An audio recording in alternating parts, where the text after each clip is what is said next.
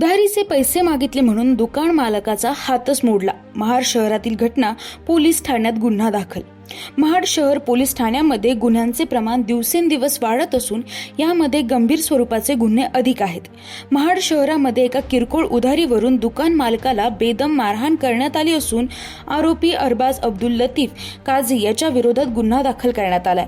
सविस्तर माहिती अशी की दिनांक 11 जुलै रोजी रात्री 10 वाजताच्या सुमारास फिर्यादी इजाज मोहिदीन चिपळूणकर राहणार पानसरी मोहल्ला महाड हे त्यांचे साळीवाडा नाका महाड येथील मदिना किराणा जनरल स्टोअर्स नावाच्या दुकानात असताना आरोपी अरबाज काझी राहणार पानसरी मोहल्ला महाड यांच्याकडे दुकानदाराने मागील उधारी मागितली. याच गोष्टीचा राग आल्याने आरोपी अरबाज याने प्रथम फिर्यादी यांच्या कानाखाली मारून त्यांना खाली पाडून लाथाबुक्कीने मारहाण केली. आरोपीने दुकानदाराला एवढी जबर मारहाण केली आहे की यामध्ये दुकानदाराचा एक हात खांद्यापासून सटकलाय. यानंतर आरोपीने दुकानदाराचे दुकानातील सामानाची नासधूस केली व तुला जीवे ठार मारेल अशी धमकी देऊन आरोपीने तेथून पळ काढला.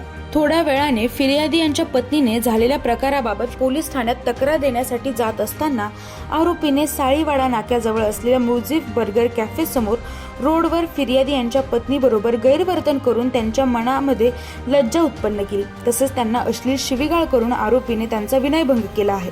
या संपूर्ण घटनेबाबत आरोपी अरबाज काझी विरोधात महाड शहर पोलीस ठाण्यात भारतीय न्याय संहिता कलम 117(2), 115(2), 131, 352, 351(2), 351(3), 324(4), 79 प्रमाणे गुन्हे दाखल करण्यात आला असून महाड शहर पोलीस ठाण्याचे पोलीस निरीक्षक नारायण एकशिंगे व सहाय्यक पोलीस निरीक्षक शिवराम खाडे यांच्या मार्गदर्शनाखाली पोलीस उपनिरीक्षक गर्जे या संपूर्ण गुन्ह्याचा तपास करत आहेत. जागृत महाराष्ट्र न्यूज, रामदास चव्हाण, महाड, रायगड.